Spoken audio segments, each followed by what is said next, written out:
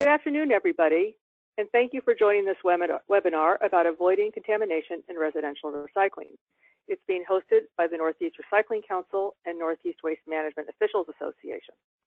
I'm Lynn Rubenstein, the Executive Director of the Northeast Recycling Council, and will be moderating today's webinar. This webinar is being recorded and will be available on both the NERC and NMOA websites.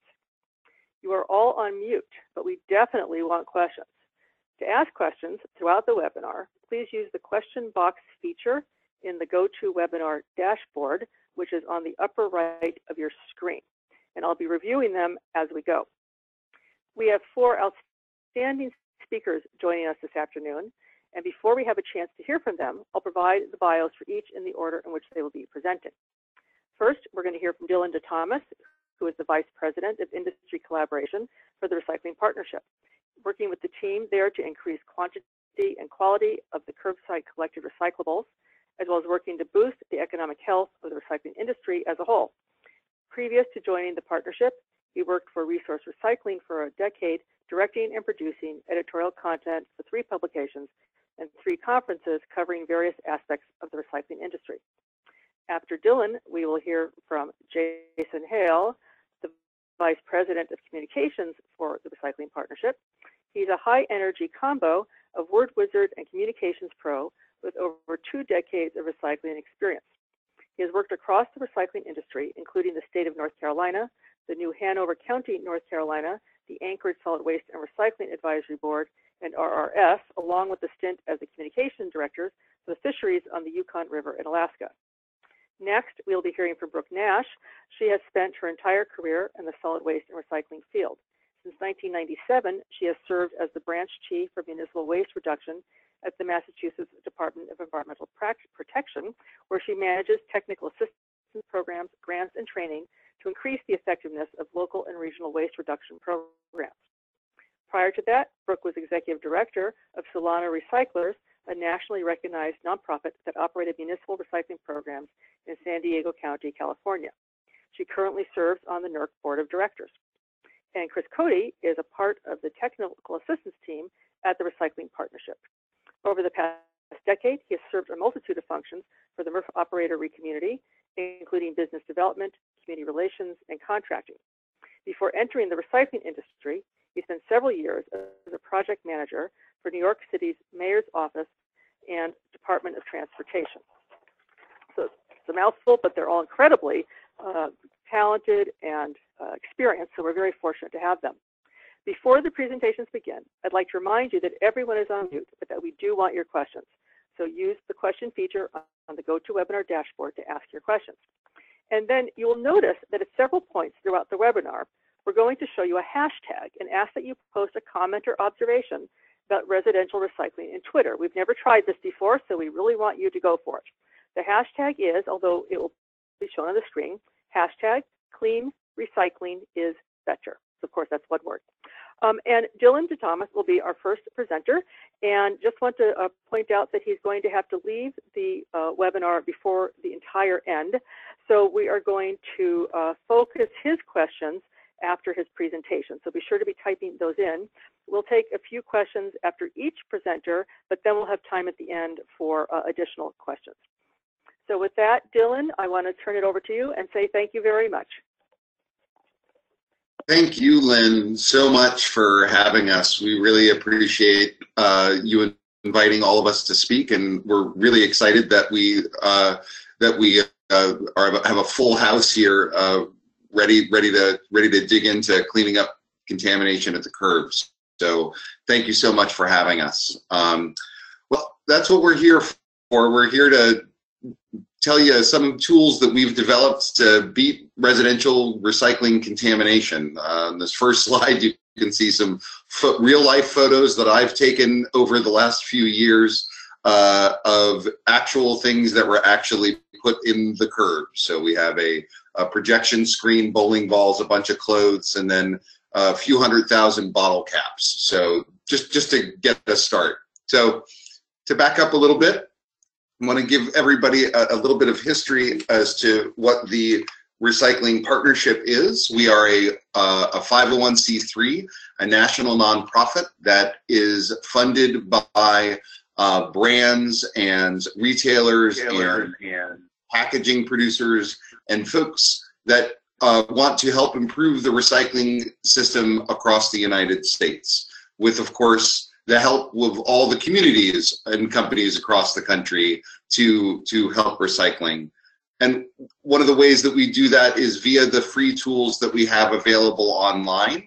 So I'm going to make a plug here at the top. You can go to our website, recyclingpartnership.org, and click on tools, and you can find best practices and very simple stepped plans to be able to fight contamination, to roll out a CART program, or to boost participation. And those tools and the work that we've done has really been able to show real results. As you see, we have worked hand in hand with more than almost 600 communities. We've leveraged more than $27 million worth of infrastructure in cities around the country.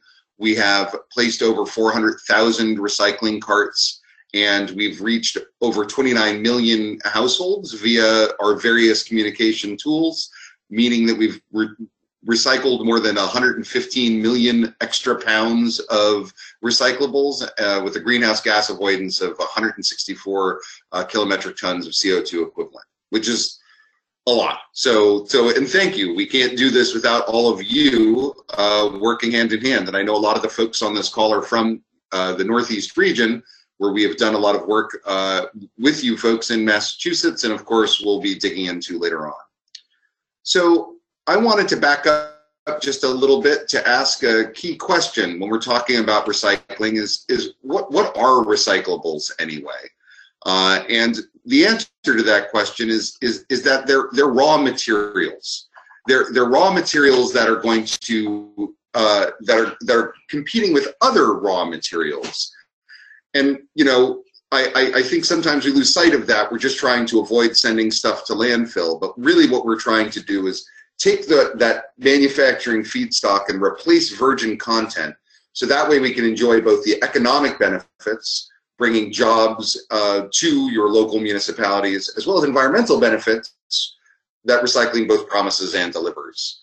And so that kind of brings us back to why we're here today, because when you say, you know, we're dealing with contamination and ask the question why we're fighting it, the answer is because we're producing raw materials for a highly technical manufacturing system, that they need that material clean, or we can't, again, enjoy those economic and environmental benefits.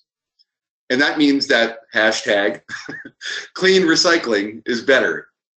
So, you know, and one of the big things that we do work on is contamination, but of course it's also because contamination is in the news. And why is contamination in the news right now? It's because of the headlines that we've been seeing over the last year, or so, a little less than a year, I guess now, of what I'm sure everybody here knows about National Sword and the subsequent scrap ban that came from China. And a lot of what brought that scrap ban on and National Sword is the materials that were being sent over to China were not as clean as they should be. Now, I don't mean to oversimplify. That was a very complicated situation, and we've done webinars and will do webinars on that in the future. But the way that we can combat it, both we as an organization and you as communities that run recycling programs, is by cleaning up material at the curb. So the scrap ban, which was signaled last July 18th to the World Trade Organization, was enacted in January 1st. And now we are looking right down the 0.5% contamination threshold for the accepted materials, so the materials that are not banned by the scrap ban. And that's hitting on March 1st, 2018. And all of that means it's incredibly hard for MRFs to hit that contamination threshold. As we've talked to MRFs around the country, and I'm sure that as you work hand in hand with the MRFs that serve your communities, you realize how hard it is to reach that.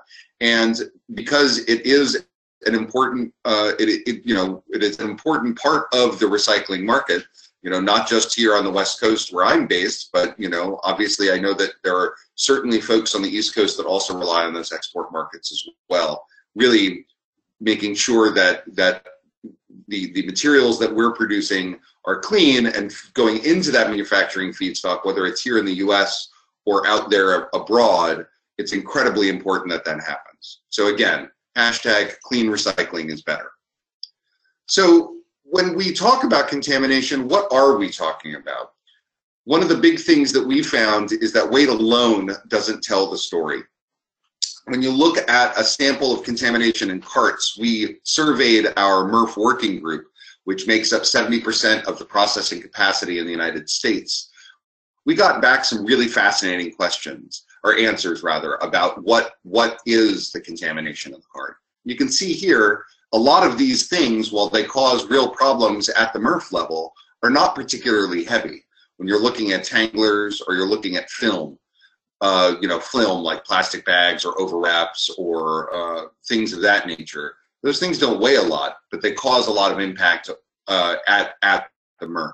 So the first thing we did a recent study on looking at the impacts of contamination at the MRF. And so the first thing we did is gather what those contaminants were. And then next we wanted to be able to dig in a little bit as to what the value of those materials are and the financial impact of it. And we got a really excellent but broad range of data back from our MRF working group.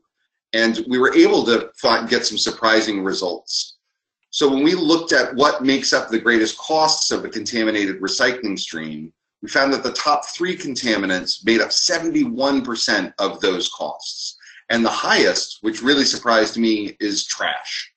Trash that is thrown, instead of in the trash can, they're thrown into the recycling cart. And then we see those other 2 contaminants, those lightweight things that we talked about earlier, the film and the bags and the tanglers. And then all the other contaminants make up the rest of it. But then we look at what the top 3 expenses are. Again, we're looking at disposal. Disposal of that very same trash makes up 40% of those cost stream. 26% is value lost of clean recyclables that otherwise would be going into that manufacturing feedstock stream. And then 14% was labor. And so again, because it takes a lot of work to get that contamination out of the stream, whether it be working on a quality control line at a MRF, or as I'm sure you've all seen those photos of folks that are having to cut the plastic bags around the star screens that are clogged up because of it. And all that goes to show you that there is a really incredible, both a financial impact from contamination that's going in the curbside cart, but also, you know, there's safety, labor concerns, but ultimately the impact that it's going to have on what recycling is, which is a manufacturing feedstock to be able to produce new goods in the marketplace. And to do that effectively, we have to make sure that our recycling is clean because, again, hashtag clean recycling is better. And with that, I want to dig into a little bit, pass the baton on to my colleague and friend Jason Hale, who's going to show you exactly what we did to be able to test out the effectiveness of our programs and to be able to curb contamination at the source. All right, now I'm going to pass this on. Thank you, Dylan. Okay, everybody, hashtag clean recycling is better. Let's Twitter away, please. Really would appreciate you doing that. And remember, type in your questions into the question box. And Dylan, we've already got a great couple of questions. Could you talk a little about the current contamination levels compared to the upcoming 0.5% and describe the main contaminants that will make compliance difficult? Sure, I'd be happy to talk about that. The current, it went down from, for paper and cardboard, 1.5% contamination, which was already a really challenging metric to hit, to what it is now, the 0.5%. And the biggest challenges are going to be the things that are free riders. You know, as you know, paper is such a huge part of the material stream. That's where a lot of the focus ends up going. And you know, it's any of the materials that are ending up in the curbside cart that don't belong there that act like paper. So it could be anything that would be a 2D, thing. That's what MRFs do. They separate 3D materials from 2D materials. So we could talk about a lot of that flexible film packaging that folks are throwing in there, smashed other packaging goods that could possibly get in there. And then, of course, the aforementioned film and bags that we were talking about that really cause fits. If they're not winding around the star screens, they very easily act like a 2D material that ends up traveling along, and that ends up ultimately at a paper mill where it doesn't belong. Great. Here's another one. Have you noticed any variation in contamination rates between different residential sectors, for example, single family versus multifamily, public space versus residential roofs? Yeah, I'm going to probably drag in Jason at a certain point to answer that as well. We don't have hard data as part of the study that we did in differentiating between those different spaces. We are primarily focused on the single family home because that's where the infrastructure that we're able to help support is already in place, and that's also where the bulk of those materials are. We often have slides that will share about kind of the slices of the pie and where the materials are at, and we find that there are more than 22 million pounds of materials that are still available to be able to capture at the single family home, as opposed to, I believe the number is 6 million in the multifamily space.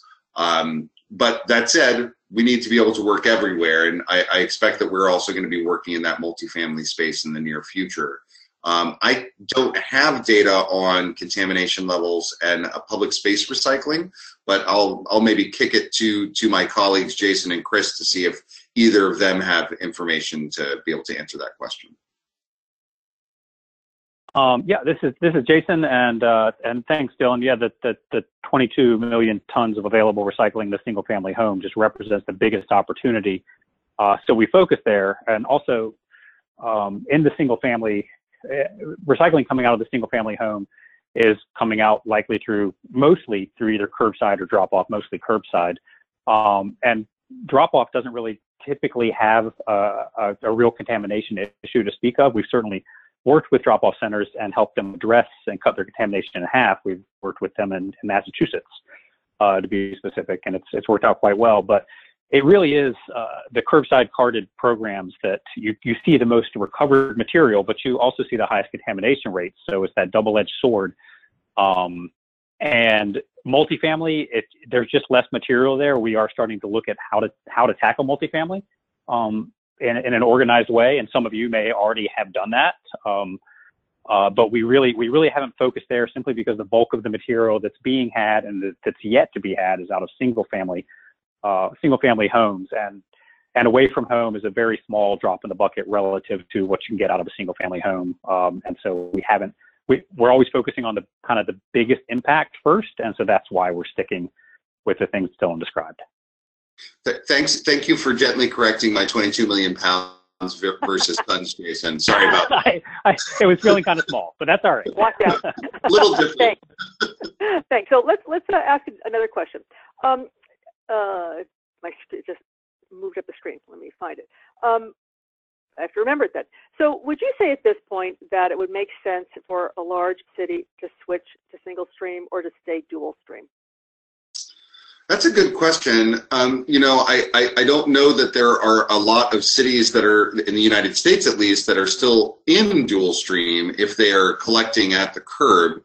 I think that the main thing, though, SingleStream obviously does have an impact on, what materials end up being put in the cart, and can contribute a little bit to contamination. Really, what we're looking at is that the operational efficiencies as well as the environmental benefits of moving over to SingleStream ends up outweighing that a lot of the time, which is why you have to roll out those SingleStream programs effectively and properly and support it with the types of campaigns that you see later on in this presentation. Great. So, Dylan, one more question before we have to say goodbye for the moment. Sorry about that. Since 7 of 28 PET processors shut down in 2016, partly due to the high cost of processing PET from MRFs, wouldn't it be better to clean stream collection and recycling of PET bottles instead of having them become contaminated in curbside bins? I guess I don't understand the question. So my interpretation is that that since we are seeing that processing of PET the amount of processing capacity in the United States for PET has diminished because of how much it's costing them to clean up the stuff that's coming out of the MRFs. Wouldn't it be better to have the collection stream cleaner ahead of time, rather specifically for PET bottles, instead of having them become commingled in curbside bins? Well, I think what they're saying is would it be better for it to be collected in a different manner? So I'm assuming that different manner would be either via drop-off or via a container deposit redemption program. I actually also wondered if they were talking about a perf. Oh, a perf, yeah. I mean, gosh, we certainly support perfs. I have high hopes that they'll be able to reopen that perf that happened in Baltimore and struggled with their end market issues, the QRS MRF that was built by Knuser Hirschman. I know that they're looking into building similar facilities on the West Coast. Goodness, I've been in a number of meetings that they're trying to get that off the ground. But I mean, certainly cleaning the material before we get it into the reclaimer is a great idea, and I mean, increased costs really are unacceptable for that scene, as well as bail yield when we're talking about being able to get the most material out of it. But again, I think with the system that we have in place right now and the vast number of tons, the 14 million tons that we are collecting of materials, we have a real opportunity of cleaning that up hand in hand with all of you guys on the phone to be able to do that. But I mean, if there's other ways to clean it up, then that would be fantastic too, if it can be economically viable. Great. Well, Dylan, I know we have some time constraints. Some say thank you very much. Some people will notice that they asked questions that didn't get answered just yet. So I want to note that after the webinar is over, we are going to take a look at the questions that we didn't have a chance to get to, and the speakers have kindly agreed to, after the fact, put together some responses that will be emailed to you. It might take a couple of weeks, but so if your question didn't get answered, don't feel frustrated. It will get answered. So Dylan, thank you so incredibly much. That was fascinating. And Jason, I think it's your turn. Thanks. And following up Dylan's always a tough thing, but since he did paint a picture of doom and gloom a little bit, so I'd like to brighten the mood. So Dylan painted the picture of kind of the reality of the situation. It's a pretty heavy topic. I'm sure that's why we have so many folks who've dialed in today, because they're keen to address it. And the good news is we can. The good news is success is in our grasp. We have tools and techniques that have been proven around the country that show really great results and diverse communities. Again, all around the country in lots of different systems. So that's what I'm going to spend just a couple of minutes talking about, and then I'll come back with more detail later. So right now, I want to counterbalance the kind of the heavy situation with what kind of results can we see. First place I want to start is Atlanta. So we had the Recycling Partnership team had the opportunity. I'm not seeing your screen. You're not seeing my screen? Not. I'd love to see your screen, but I am not. I would love you to see my screen as well. Let's fix that. Okay. How about now? Beautiful. Yeah, all right. Thank you. Oh, you bet. So we'll start here in Atlanta. And so we had the opportunity to work with the city of Atlanta this year on their contamination issues. I'll go into much more detail about what we did there, because it was a pretty nice example of a textbook program at this point. But here's the on the ground team that you're seeing on the screen right now. And the short of it is monster success. When we started, we were working on 4 pilot routes, one in each quadrant of the city, and the contamination rate was 37%, which no MRF's going to be particularly happy to see that number. After only 7 weeks of interventions, we knocked the number down to 16%, And I have to note that the biggest problem material, which was stuff in bags, whether it were recyclables or trash in plastic bags, that was material that was contamination in that system. And if we had wiped stuff in bags out entirely, we would have got that number down to 10% contamination after, which any MRF in the country would probably be pretty happy at this point to see that kind of a rate. But cutting from 37 to 16 after so few weeks was just a monster win. And the question we get the most at that point is, well, if you were really tackling an issue like contamination, I bet people got discouraged. Residents stopped recycling, right? Nope. Participation stayed totally level. And that's what we see in city after city after city, is that people can handle a short-term sort of negative message if it's delivered well. So that was Atlanta, and a little bit more there. Some interesting side findings. Not only did we see the contamination drop, we saw the capture of materials, the amount of total recyclables available that ended up in the right place instead of the wrong place, go up by 27%. So 27% more bottles, cans, containers, and paper ended up into the recycling system after this project or this campaign, which makes a lot of sense because we've just finished engaging residents in a fairly direct fashion that I'll talk about again later in the webinar. And so it's just reinvigorated the city a little bit. Contamination dropping from 37 to 16%, it represents a 57% drop. And the top contaminant, according to the MRF, and this is pretty common around the country, that's the top contaminant, bagged stuff. Bagged stuff dropped by 62%, and we really targeted it. So really great wins. And again, only 7 weeks on the street. So pretty exciting. Likewise in Chicago, we ran a fairly similar piece. And actually, Chris, you were managing that project. Why don't you take this slide? Sure. So can everybody hear me okay? Jason, you can hear me?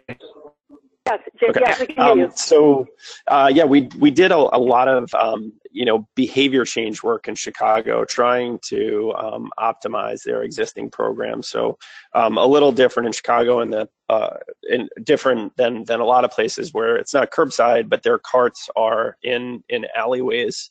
So it's just a different approach as far as the operation of going out and inspecting carts, but messaging, similar to what Jason is talking about, applies here as well. And in Chicago, we were able to, over the summer, we were able to drop contamination from 28% before we implemented the campaign to about 19% afterwards. So again, that's about a 30% drop in contamination, and for a MRF operator, that's pretty.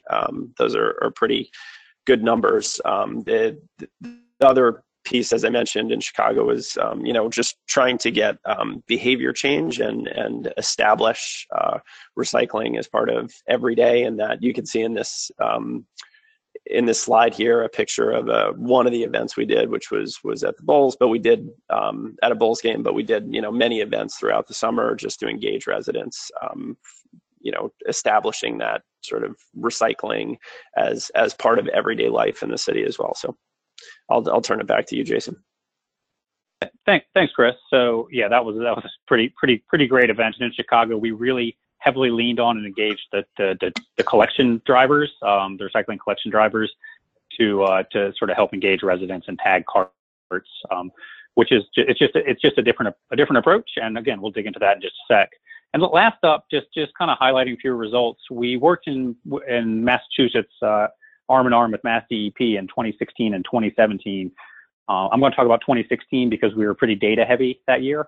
And we worked in the 4 communities you see on your screen. And just to highlight a couple of pieces around the curbside communities where we dug deep, which was Lowell and West Springfield.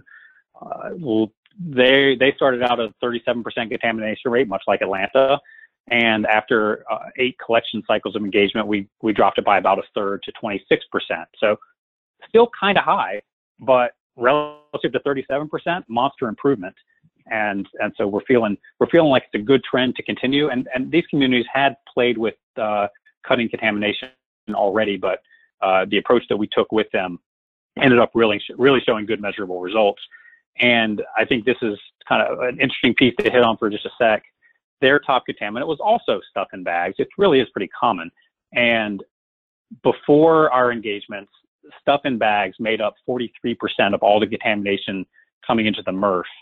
After our engagement, the stuff in bags, that top contaminant, only made up 15% of what was coming in the MRF. So in other words, the message to not put bagged stuff into your recycling cart really came through for the residents in a big way, and it was a big win for that targeted messaging.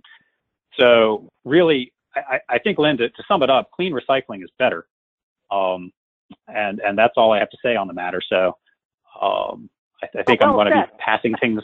Thank you. I think I'll be passing things over to my friend and colleague Brooke Nash to enlighten us more on some Massachusetts engagements. So thank you. Before we do that, I know that many of you have been tweeting, so please do. This is sort of fun for us anyway. I hope it is for you too. So if you don't mind, we have a couple of questions we'll just stick in here before we get to the end. So what messaging did you use to decrease plastic bag contamination?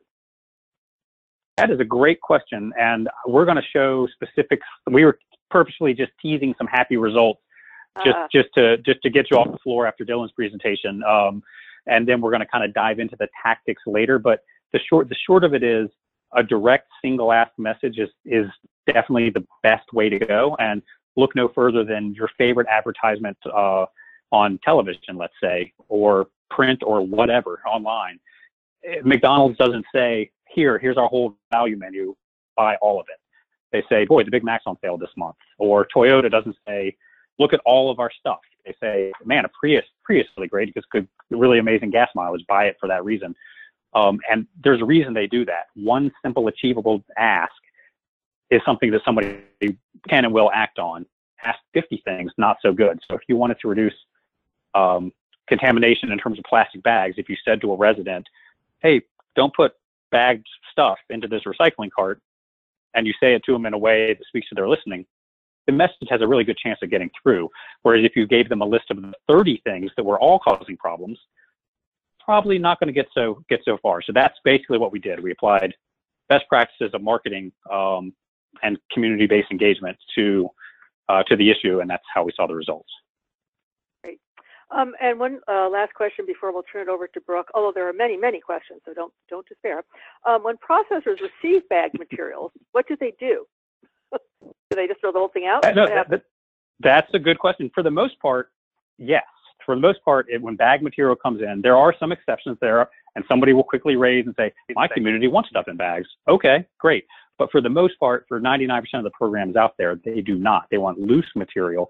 And so when bag material comes down the line, MRFs aren't built for it, and it ends up in the residue pile most of the time. And if you put yourself kind of in the shoes of that person sorting on the pre-sort line, and it's your first day and you see that bag coming at you, and you say, boy, I want to make sure we get all the recyclables we can, I'm going to open up that bag. And so you take your knife and you open the bag, and it's great recyclables. You say, whoo, good for me. The next one you open up, it's diapers. Third one, diapers again, a lot of diapers, don't know why. Fourth one is yard waste, fifth one's dog poop, and then the sixth one is recyclables again. It's not even lunchtime before you're not doing that anymore, because you don't have time, the line's moving too fast, and there's too much weird stuff in those bags. And I would just jump in, Jason, and that's real. For the MRF operators, the guys that are standing at the front end of the pre-sort of those materials as those bags come in, they don't know what's in the bag. So yeah, the example is diapers, but you really have no idea. So it's really the safety issue, and that's why most of it does. If it's not broken, the bag's not broken, and you can't see in it, then it's a safety issue for the workers, and that's why it's going to residue. Great, thank you. Lots of questions coming in. Please do keep them coming in. We'll get back to more questions. So Brooke, we look forward to hearing from you and what has happened in Massachusetts. Thank you so much, Lynn. It is great to be here, and thanks, Jason and Dylan.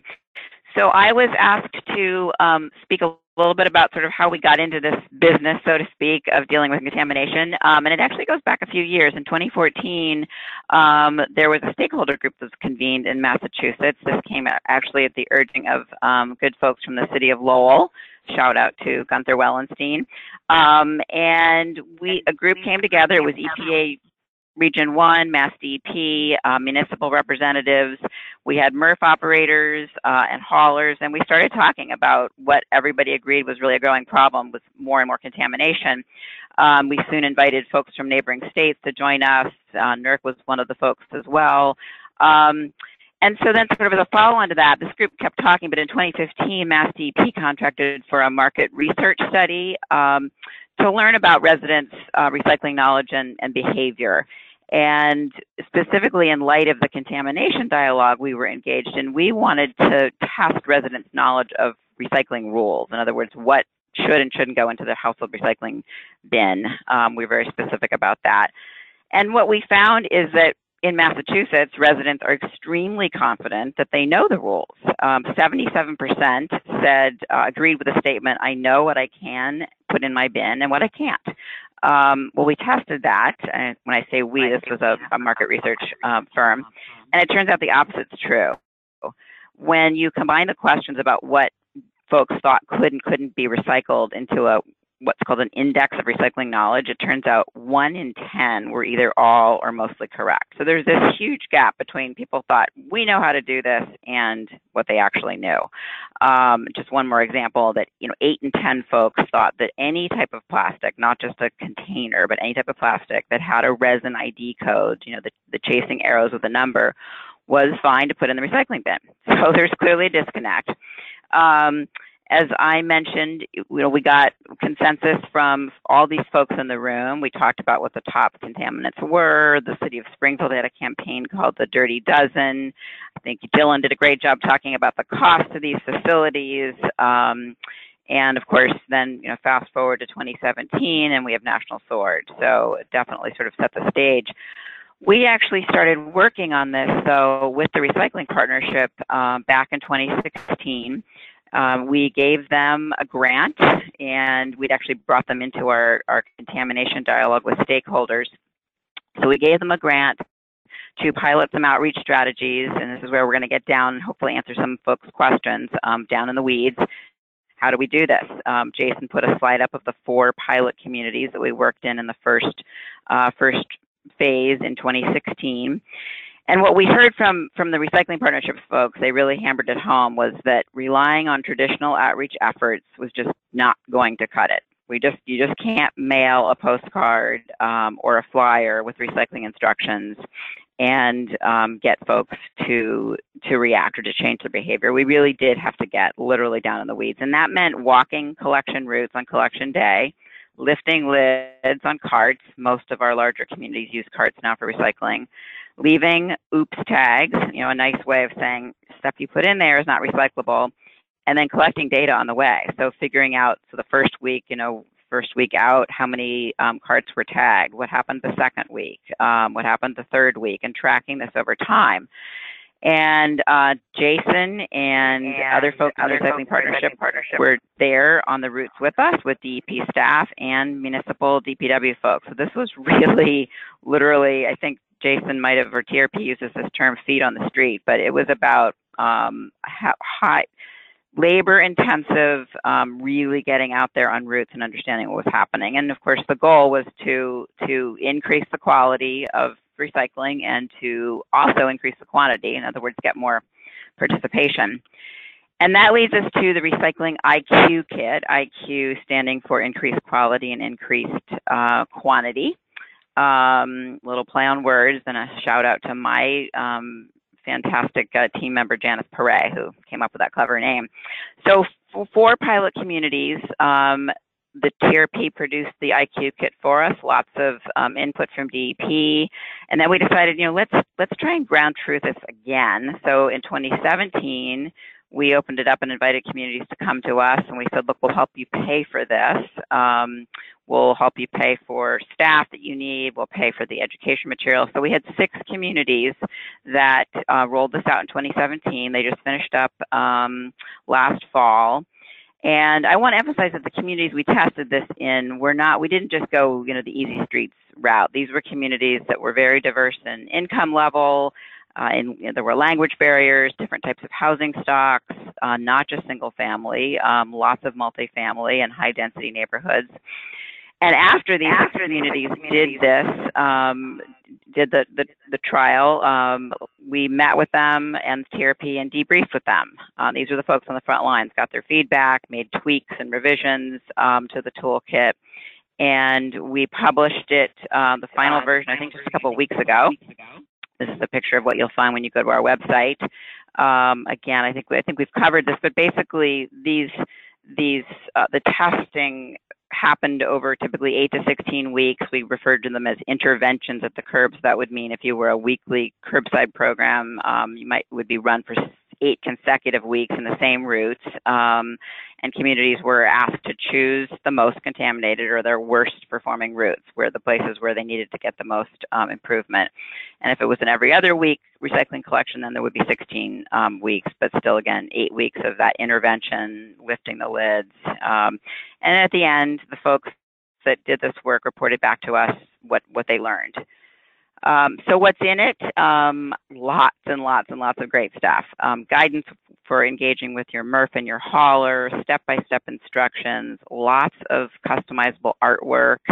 And we're talking not just artwork for your oops tags, but artwork for A-frame signs, for billboards, for bus stop ads, for one community did truck signs on their DPW trucks. So the idea was, in addition to hitting targeted routes, we also wanted to get throughout the community, sort of build an awareness of this effort to increase quality and reduce contamination. I'm just going to flip through these slides. Some of these you saw in Jason's presentation, but again, these are right out of the toolkit. We did produce 2 versions, one for curbside, one for drop-off. 2 of our 10 communities were drop-off communities, the rest were curbside. Again, lots of great artwork. This stuff is all customizable. Few shots from the field. You can see folks that are out there training. This was a practice day. These are folks in New Bedford doing the work of lifting the lids. And as you can see, there are those bags of recyclables, or maybe it's trash, right in the recycling cart. So we have our work cut out for us. This is just an example of the data collected. This was another city of Lynn, and this was part of their final report of how they tracked over time and what happened to the rejection rate. So the tagging rate, which is what we measure when we're out there in the community. Let's see, I wonder why I'm not getting, there we go. So we're now out to our 3rd round of communities. We call them Recycling IQ Kit grants.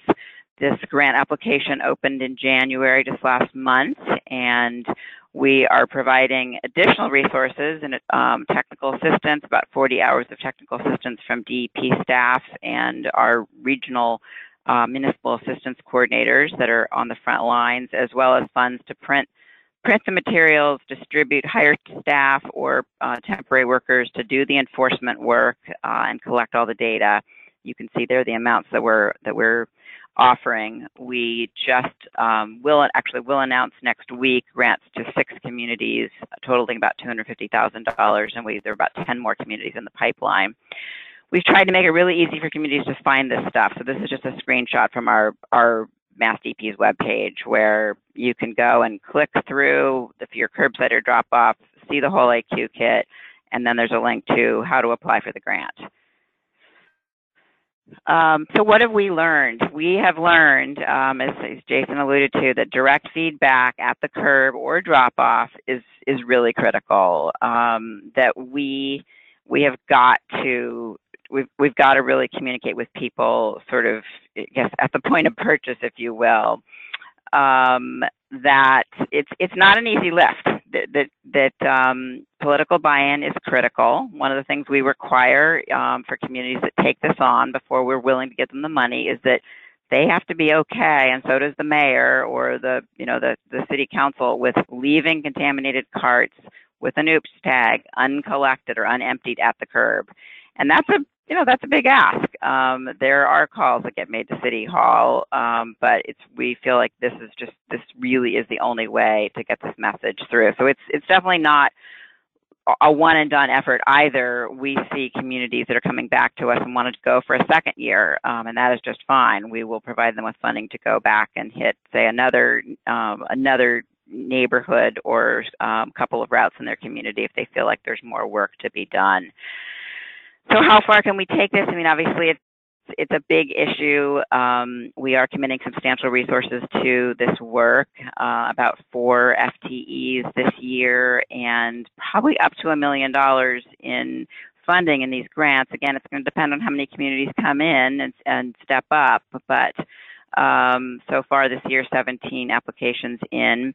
Can we hit 75 communities in the next 3 years? We sure hope so, because about 2/3 of Massachusetts population lives in 75 communities. We have a footnote, we have a total of 351 communities in the Commonwealth, so we're certainly not going to get to all of them, but we'd like to hit the major population centers.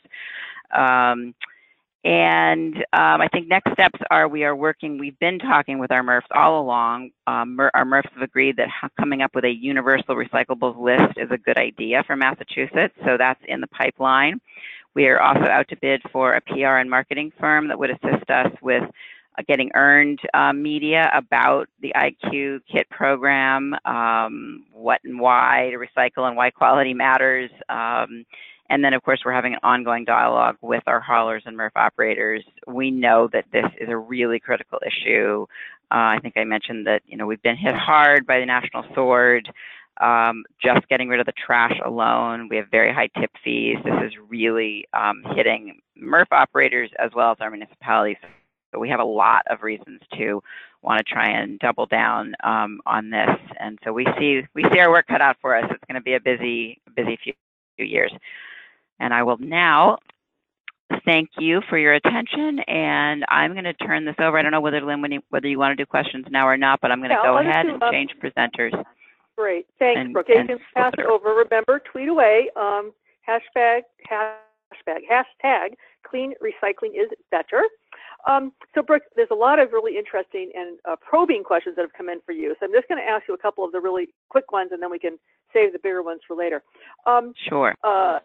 In your toolkit that you just showed us the link to, is the municipal survey in there that you referenced early on?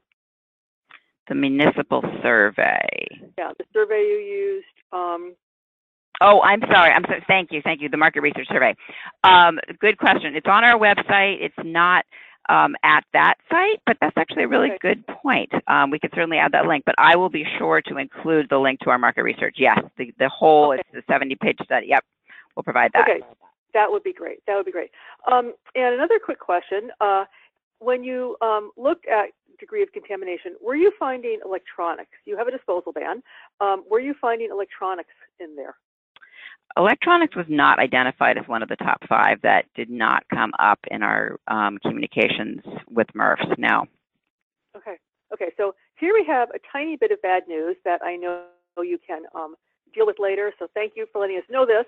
Apparently, the link on your website for the Recycling IQ Kit is not functioning at the moment. So here you go. Stay tuned, everybody. Thank you. It will get resolved. It will get resolved. Great and fascinating. Thank you. And now we're going to go back to Jason and Chris. And let me just say to the audience while they're getting ready to go, fabulous questions are coming in, and it's wonderful. So we'll dig into these as much as we can, and we'll share the responses to those that we're not able to on today's call. So with that, Jason, please.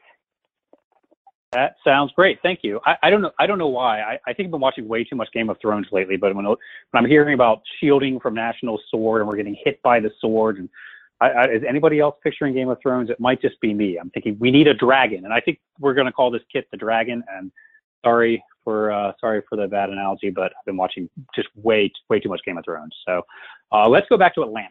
And Atlanta, we talked about some of the results. They were really great. But what did we do? And the question came up.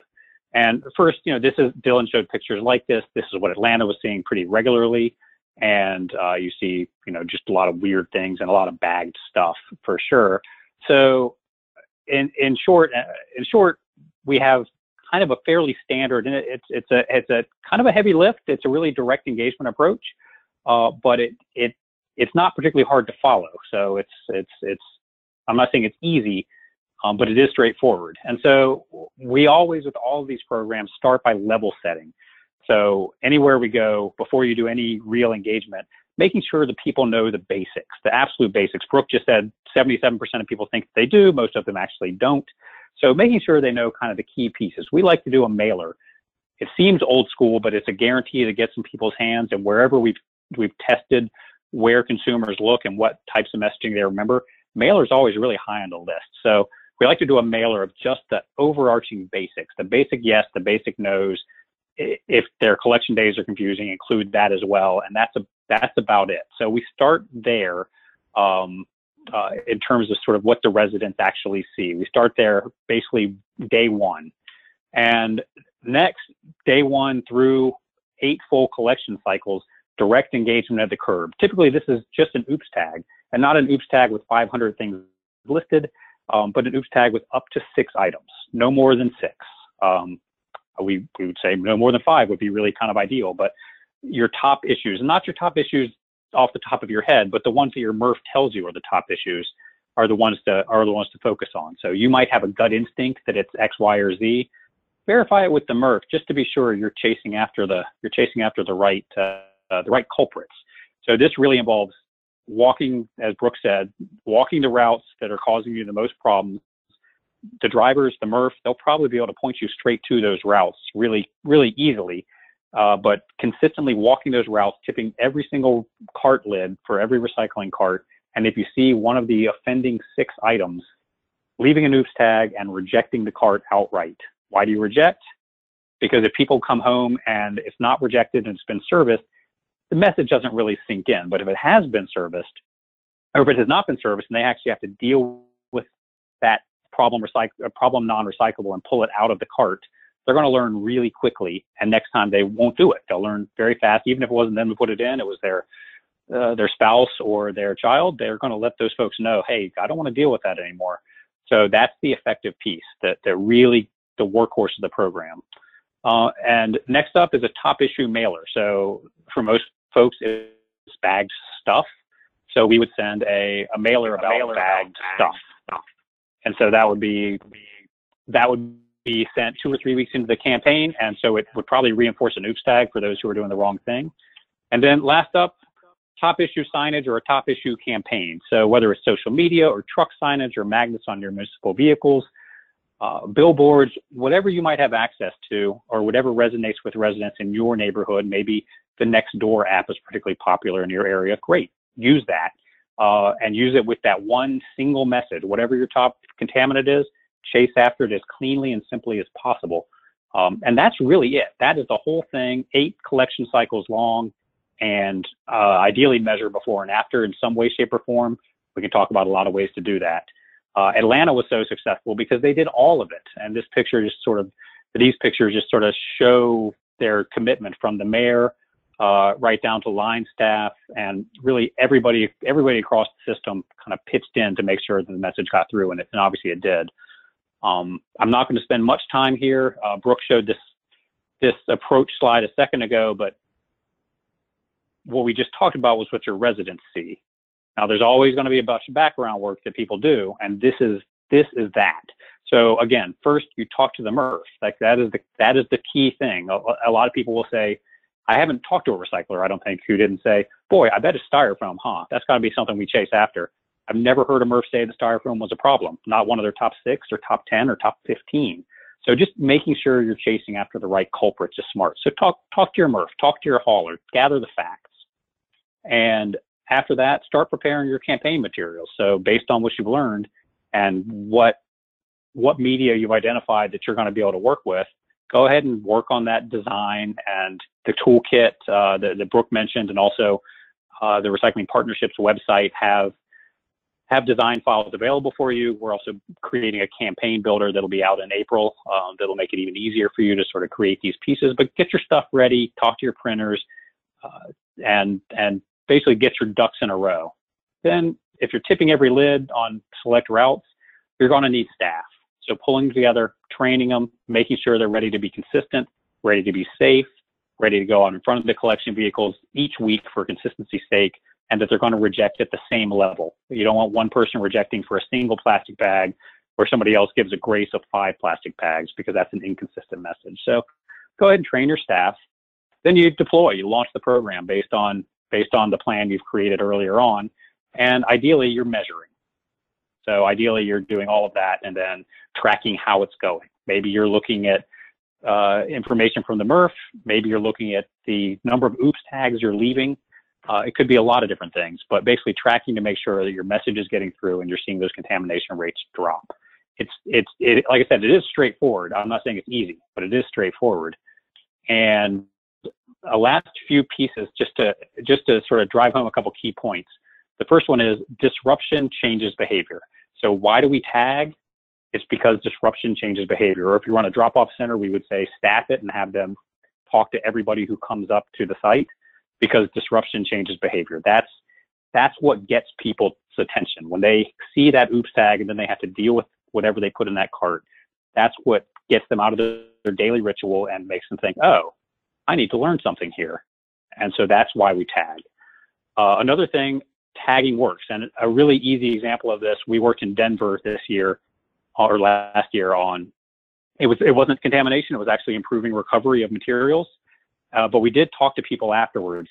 We did a statistically significant survey to find out what they remember from the campaign. And the campaign was a lot of the same stuff I was just talking about. And of people who remembered anything at all, which was most people, 73% of them recalled seeing a tag. And we did affect a pretty nice increase in capture. So the message got through to those people. But out of all the media that we used, tagging was the most memorable by double. And so point being, people see a tag, they remember a tag. It's very personal. It's very direct. And boy, Chris, you ran these numbers. Can you talk to this slide for a second?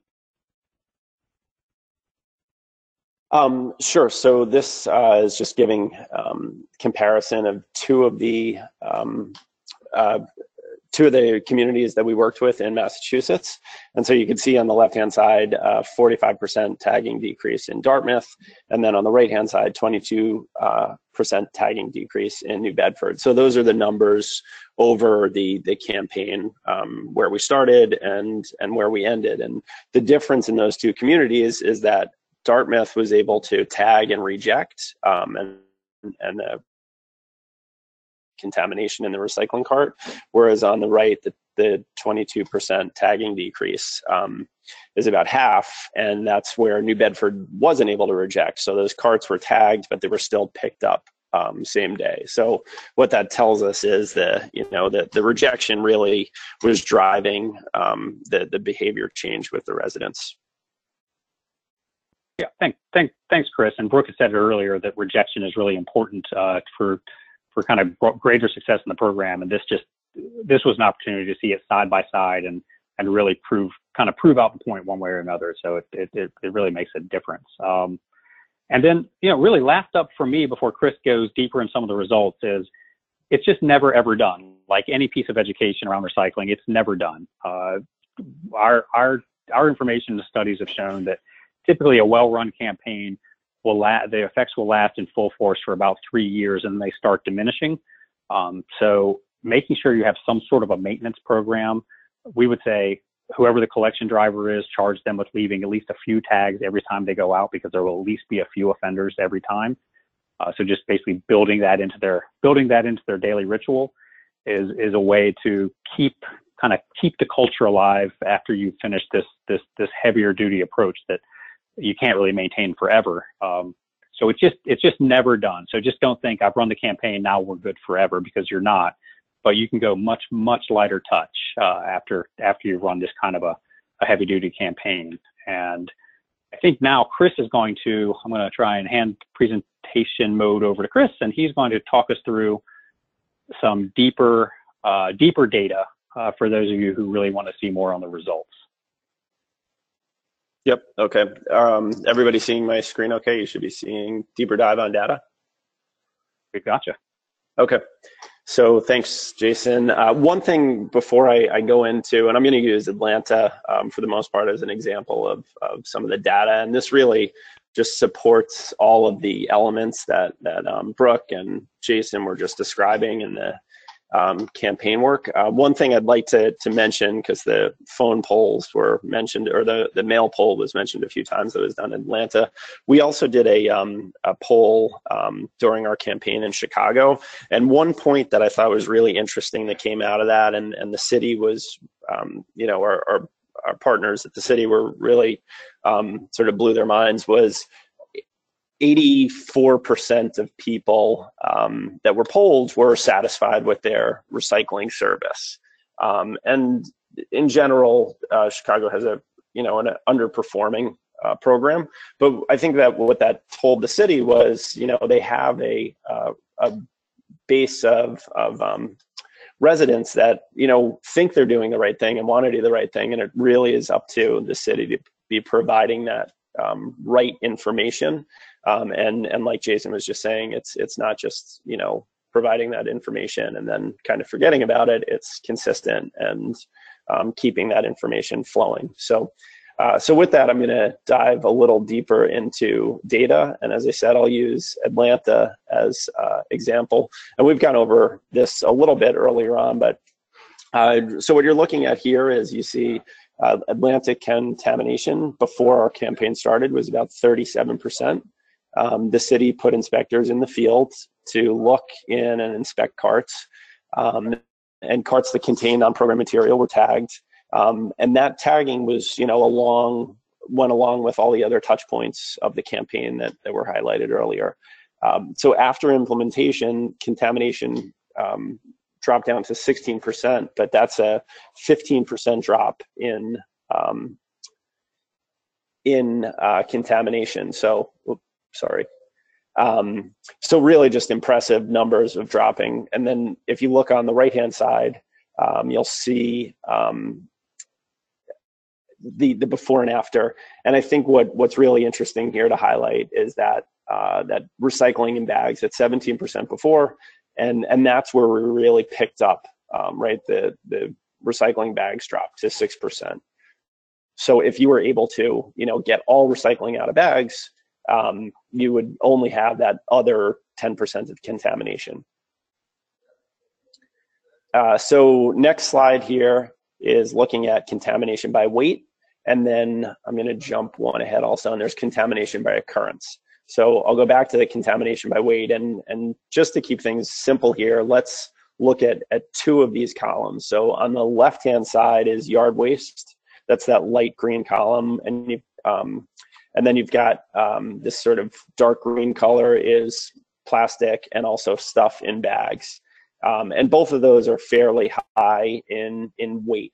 And then if I skip to the next slide, you'll see contamination by occurrence. Yard waste is fairly low by occurrence, but plastic bags, film, and stuff in plastic bags is high as well. So you've got this category of items that are both high in occurrence and high in weight, and that's really something then you can assume that's, you know, safe to focus on. That's an area where if you can get those levels down, and you can see the occurrence, you know, dropped from, we were up in the 90s, it dropped down to in around 70%, and by weight it was, you know, fractional, but still the idea is that you're focusing on a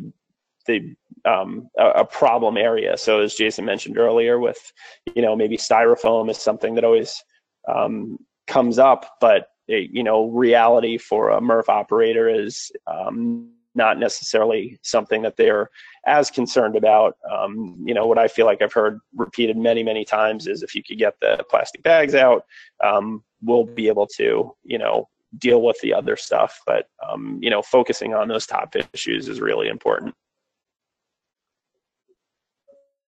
So next slide here, this is just an example of what we're talking about when we talk about capture rate.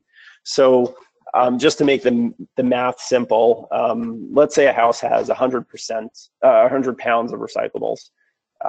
80 pounds of those recyclables are going into the recycling cart, 20 pounds are going into the trash cart. So that gives you an 80% capture rate. So the idea is, you know, the available recyclables in a household, what is actually going in the recycling cart and what's getting lost into the trash. And that's where we're looking at, you know, the specifics of a curbside program without looking at other materials like yard waste or hazardous waste. This is really just focusing in on what is should be in the curbside program, what is available in the household. And in Atlanta, we were able to look at this in detail. The overall capture rate in Atlanta throughout our program went from 52% up to 66%.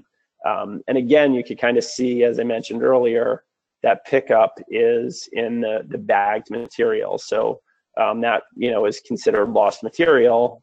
As we were talking about, it's most likely winding up at the landfill. And we were able to get that down from 17% down to 6%. So just a big pickup. I'll go through the next few slides just quickly, but this parses out into the different commodity categories. So paper, you know, loose was 59% that was being captured and increased to 70%. And then I'll just scroll through quickly on these next few. So just some, again, with glass, a lot of it was in bags. It went down from 28% down to 7%, so increasing that capture. And this just gives you a visual of sort of what that capture is by household. So you can see, you know, it just gives you a nice view of that's a significant pickup of where we reduce the amount of bagged material. So this next slide, Rubicon Global App. So the Atlanta inspectors used an app by a company called Rubicon. And basically this is what I'd refer to as like a digital clipboard on their phone, and it tracks data at the curb. And it's really just the where and what of contamination on the targeted route. You can see here that on that app, the majority of hits were the bagged recyclables. So inspectors were seeing, you know, majority of the problem at the curb was those bagged recyclables. So something I think Brooke might have touched on earlier, or maybe Jason, but the concern a lot of times with a program like we're talking about, so where we're going out and tagging these carts, the idea is that, you know, idea that some have is that if a resident is receiving a oops tag saying you're not recycling correctly, that they'll stop recycling. And this shows that the two line charts are two different routes here. So the set out actually stays the same. So up top is the blue route, what was at 45% when we started for set out rates when people brought their cart to the curb, and it stayed at about 42%. So really not much of a difference. And actually, in this case, the set out went up in the second route. And I'll skip to the next slide. And this also gives you just a little bit of a different view of the blue line is carts that were rejected. So early on the interventions, there were a lot of carts that were being tagged for poor quality. And you could see that sort of dramatically drops off and, you know, levels out towards the end in week 7 and 8. But dramatic drop from above 40% down to just under 10%. And you can see with these orange lines, the set out rates. So again, people bringing their carts to the curb stayed the same. So it wasn't adversely affected with the inspections.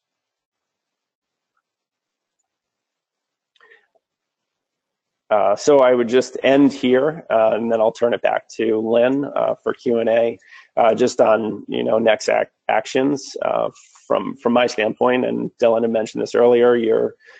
Please go to our website. There's a lot of really useful information that's there, free, best practices, steps, plans, and then I'd also just say I encourage you to join our mailing list, and that really keeps you up to date with you know, information that we were talking throughout this webinar, but it's a really good place to get information, you know, month to month. So with that, I'll end and I'll turn it back to Lynn. Thank you, Chris and Jason. Really fascinating. So one little news flash: the IQ Kit URL is working just fine. So don't fear, everybody can still access it. So one of the things that's very interesting to me about the questions we're seeing is people are really trying to visualize this. So there's a number of questions that focus around what literally happens when you have an oops tag and you walk away from the can or the container. What literally happens? Is the person then responsible for getting in the garbage, or does it get resorted, or literally what happens? So this is Jason. So I can speak to that. And for the most part, what's going to happen ideally is, so somebody comes home, they have an oops tag on their recycling cart. The cart has not been serviced, and the oops tag basically says, clean up the issue and your cart will be collected next cycle. And so the person would then do what they're going to do. Are they going to clean it up? Like actually look at the tag and say, okay, I see I have clothing in here and I'm not supposed to, I'll pull the clothing out. So are they going to pull it out? Most people do. And we have data on that. Most people clean it up after one instance. So a few people don't. A few people are like, they're probably just kidding. And so they don't. And then the next week they would get another oops tag and it wouldn't be collected again. The people who do clean it up, they would roll their cart back out the next collection cycle. It would get collected. And some communities choose to leave a thank you tag if they're tracking to that degree of who got an oops tag the week before. And some communities just leave it at that and say, okay, well, you fixed it. That's great. So that's what would happen. Okay, great. So I think a corollary question is, well, this is all well and good if somebody can easily see what's in the can, but so many SingleStream containers are automated. So how do you deal with the fact that containers are covered, so both the container itself and then also the truck staff, the health and safety issues with them having to get out and go look? So what happens around all that? Go ahead, Chris. Why don't you take that? Well, 2 points to that. One is the inspections in Atlanta and in Massachusetts were actual inspectors out on the routes. So it wasn't the drivers that were doing the inspection. So if there was automated service in those trucks, the inspection was taking place beforehand, not the driver themselves. And then to the second question with the safety of the inspecting that cart, we've gone the route of sort of what we call like the tip and bump. So it's just flipping the lid up, looking, not digging around in that cart, but just looking for what is sort of blatant on top, not fishing to the bottom of a 95-gallon cart. But you're able to kind of bump that cart to see how heavy it is, and if the cart feels like it weighs 250 pounds, then chances are there's something in the bottom of that cart that shouldn't be there. How much should a garbage pail weigh, or a recycling container weigh? I think my point is that it's like extreme, So if it's an extreme weight. If there are like paint cans in the bottom of a recycling cart, or yard waste that's been dumped in the bottom of the recycling cart, the inspectors kind of pick up on that fairly quickly, and like I said, they're able to see kind of right away what's on top if there's a problem, and then kind of by that weight they're able to tell without fishing around in that cart. They're able to tell if there's a problem. Thanks. So then there's been several people actually wanted to know about the use of fines, F-I-N-E-S, for non-compliance. Have any of your communities looked into doing that? I could speak to it unless you want to, Brooke. I can speak to that a little bit. The city of New Bedford was the one community we made an exception for. They could not get buy-in to leave the cart, in other words, reject it if it was contaminated. So they do use fines.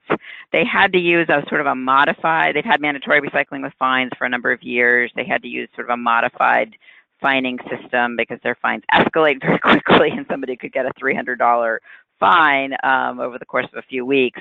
But so we do have a little experience with that. We still believe that that rejecting the cart is the most effective way to affect the behavior change that we want. Yeah, and if I can piggyback on that, I mean, everything Brooke said, nailed it to the wall quite well. Building on it, we did work with one other community that used to do fines. That's how they started when they were originally trying to address contamination. They didn't see any actual success in the reduction of contamination. And I think a big reason was they would fine when they kind of were driving down the street and opportunistically saw a cart that was clearly contaminated, but there wasn't any consistency to their approach. It really was just sort of catch as catch can. And it's the consistency that gets it done. And so I guess what I would say is, if you get these kind of results without having to go through the effort of finding and tracking and legislating, you can simply reach out and sort of retrain your residents in this manner, and you're out there anyways. If that works, why go past it? Would kind of be my challenge. So it's really the consistency thing, and the simplicity of message to be sure it gets through that seems to be the trick. Great. Now I have to say there's been two people who have pointed out that they've been reading things that say that opening and tagging containers is a violation of the Fourth Amendment, illegal search and seizures. Have you had any legal issues with the tagging programs? We have not in Massachusetts. That's a new one. Certainly, we've heard it. Go ahead, Brock.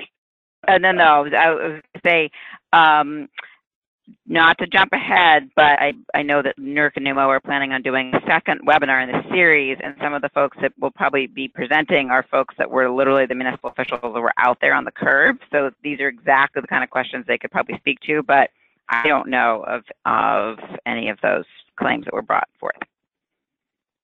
I've heard the issue come up in other communities around the country when like 2 weeks into the tagging program, residents will bring it up and think that it's Big Brother looking through their trash for clues of their lifestyle or something. And so that has come up. And Brooke early on said, "Hey, you need to make sure you have political support behind this thing before you start." And that's part of it. I've never heard of anything actually sticking on that. I mean, once it's at the curb and it's pushed out the curb, it's city property. And so I've never heard of anybody kind of having to change their practices because of that kind of a thing. But it is an issue that could be raised by a resident conceivably. And if it was, having that political support cemented before you start becomes all the more important. Right.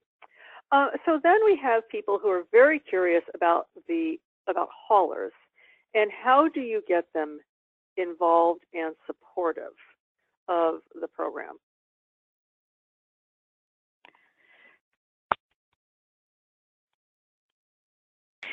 So do you want me to take a stab at that, Jason? Sure. Or Lynn? That sounds great. So we require that when they get a grant from us, that they have to have a kickoff meeting. Somebody from DP is there, or one of our regional folks is there, and the MRF operator has to be there, and the hauler. So we make it very clear from the beginning that this is a collaborative effort. In some communities, haulers have been a little bit more involved in the process, but the understanding from the get-go is that the community at some point is going to most likely turn to their hauler and do what Jason referred to as sort of the light touch, so that the intensive intervention period is over, the 8 or the 16 weeks, but you want to stay on top of this and you don't want things to backslide. And so your hauler is the most logical one to do that very light touch, but checking so that there are lids lifted and tags left on a semi-regular basis. And when we sat down and met with haulers, they all said, our drivers know exactly which routes are the worst, where the problem areas are, where we get the worst stuff.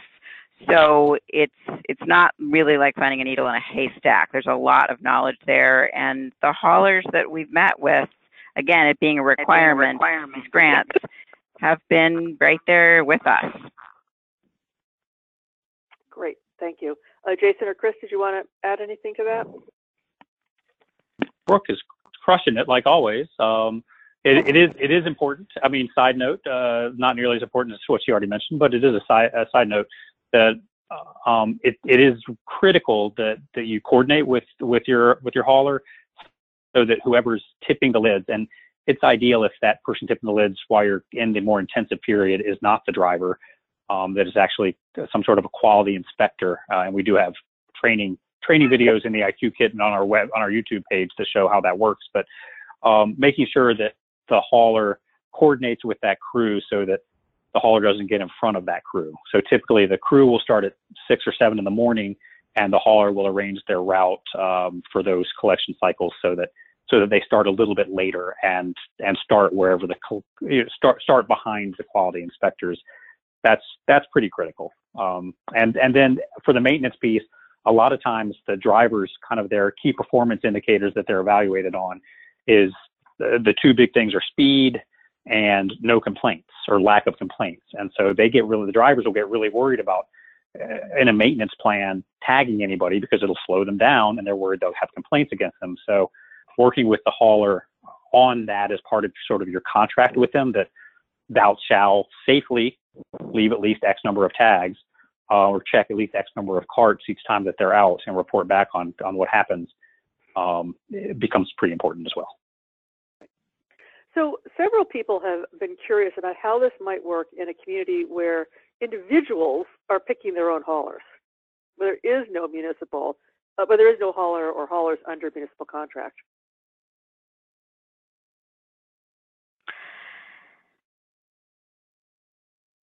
That's a tougher nut to crack. Yeah, it is. We've talked to some communities like that around the country, and Brooke said it, it's a tougher nut to crack. I mean, in the end, if all the haulers come together and under the city or with the city, if the local MRF identifies a big issue and the city says, we're going to tackle it with the haulers and pulls them all together and coordinates it, presumably the exact same approach could happen. The city brings in the enforcement officers. They go out in front of the trucks on the worst kind of on the worst areas of the town in terms of where the contamination is coming from, which they have to map out together, and they run the same play and then empower or require, depending on kind of how they legislate, all of the haulers to sort of follow a maintenance plan afterwards. So it's doable in the same exact way. It's just a heck of a lot more coordination at the front end to conceivably get there. It would be how I'd see it. But we haven't actually had the chance to engage in that yet, though we have looked at it a little bit. I will say, Lynn, that the town of Amherst in Massachusetts, in Western Massachusetts, does have multiple haulers. The residents choose their own haulers. We gave them a grant a couple of years ago to enforce recycling, mandatory recycling. And so there are some analogies there, and that they're trying to herd more cats because they've got more than one hauler, but the city has made it very clear we want recycling to be enforced, whether your hauler is ABC or XYZ. And so there may be some lessons that could be learned from the folks in Amherst. Now, when I know, Brooke, you mentioned that at least 2 of your grants were to drop-off communities, and there are a couple of questions about how this works in a drop-off setting. One person particularly was concerned about traffic backup, but how does this literally work at a drop-off site? So basically, the idea is to have folks to put really nice signage up, and again, that folks saw the image of the "Don't bag your recyclables." That's sort of the iconic image of, I think, of the campaign we've used here. That was up on billboards and on bus stops and so forth, and so on and so forth. So you have that kind of signage near the recycling area.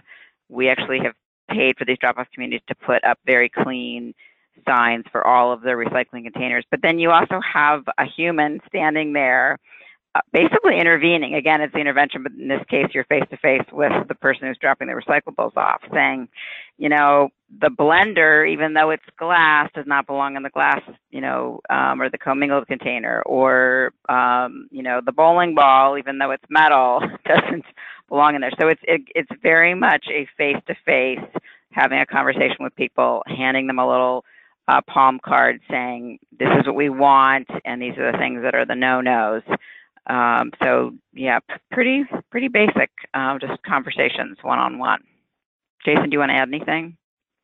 Or Chris? I mean, drop-off centers are, most of them don't really have a contamination issue to speak of, not relative to curbside, but like Brooke said, that it could be more basic, and it couldn't be more straightforward. Instead of having to go out on a route and tip all these lids and have staff out there and coordinate with haulers and all of that kind of coordination, you look at your busiest days and times at your drop-off site, you staff it with somebody who you give a script to, like a 2 or 3 sentence script, and ideally some sort of a handout just to start the conversation. And it really can be a 20-second conversation.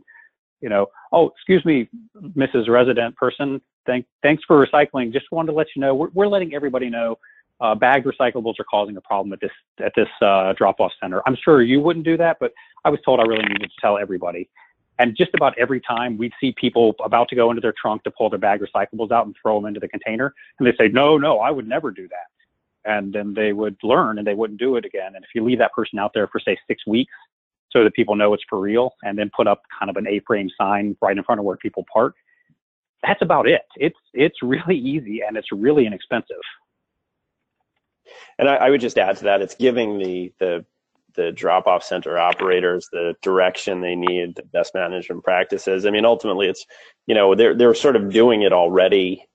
This is just providing them with those, you know, best management practices to go about it the right way. Do you think something like that might work in a multifamily setting where there's a shared recycling dumpster?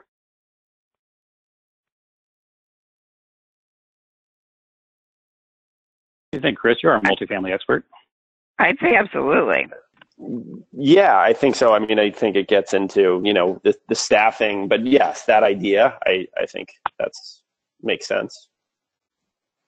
So switching somewhat gear, in the slides, particularly in the digging into the data, you noted how some of the contamination rates had decreased. And so there's some questions about, well, how do you actually know that? What did you do? Did you actually dump out containers and do waste sorts, or how did you determine the change in contamination rates? Yeah, and I apologize if I sort of glazed over that. I should have been a little more clear on that. So in the example given in Atlanta and a few other cities as well in the past year, we did capture rate studies ahead of time. So there were targeted routes in an area, and over a period of 4 or 5 days, we set a baseline of inspecting paired carts. So inspecting the garbage cart and inspecting the recycling cart and seeing exactly what materials were where, and then implementing the campaign over either 8 collection cycles, so whether that was 8 weeks or 16 weeks, and then going back and doing that exact same study at the end of that campaign. So that's where those numbers are coming from. The baseline before the campaign was implemented, and then the after study to see what the effects were. Great. Now, have you done any work looking, for example, a year later to see if the impact is holding? We have light anecdotal around that, and we haven't gone in and done a full-blown sort and capture rate study.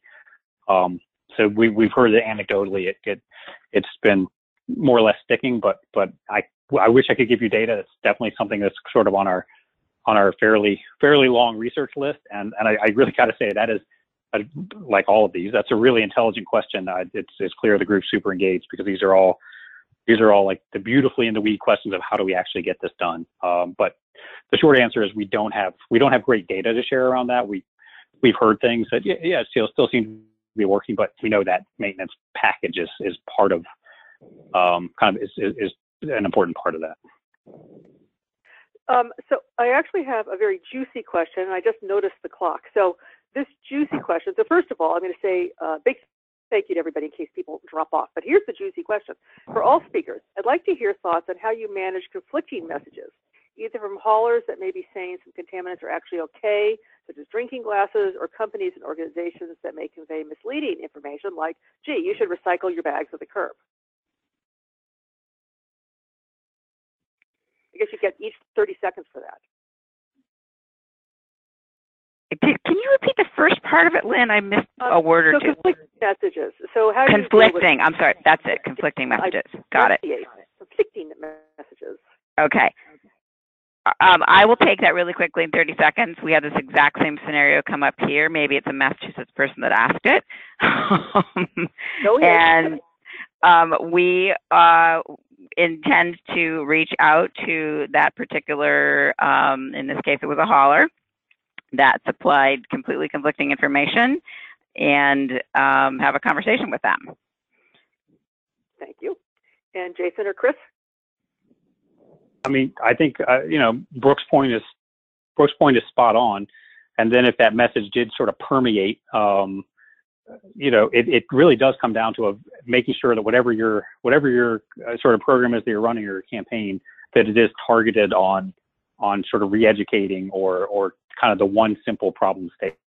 So, kind of work it out so you sort of stop that conflicting messaging from occurring. And if that conflicting messaging is causing a problem that's really upping your contamination rate or whatever, then having that be sort of your headline targeted message.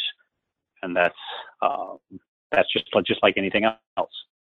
And I think it goes to the point of, the communication and education and outreach. I think you have to remember it isn't just about getting to the residents, but it's getting to, all stakeholders, MRF operators, haulers, everybody involved in all aspects of collection, processing of recyclables. It's the communication between all and the education that will, clear up that kind of stuff. That was a great final remark. Thank you. So outstanding presentations and speakers and conversation. Thank you to everybody. Dylan, who's not there, but you'll send our regards. And Jason and Brooke and Chris, really fabulous. And the audience, amazing questions. Really wonderful conversation and thought. So thank you to everybody so much for participating. A couple of quick notes. This was recorded. We will be posting the recording and the PowerPoint presentation, and you will receive the URLs so you can look at that. And Brooke did mention that we will be holding a couple of future webinars this spring. The next one that's coming up, which we don't have a date for yet, but you will find out about it, is going to dig more deeply into the recycling coordinators and others who literally implemented this. So what did lessons learned, all sorts of interesting conversation. And again, thank you to everybody. And with that, I'll say have a great balance of your afternoon and look forward to continuing the conversation on these topics. So thank you, everybody, and goodbye. Thanks, Lynn. Take care, guys.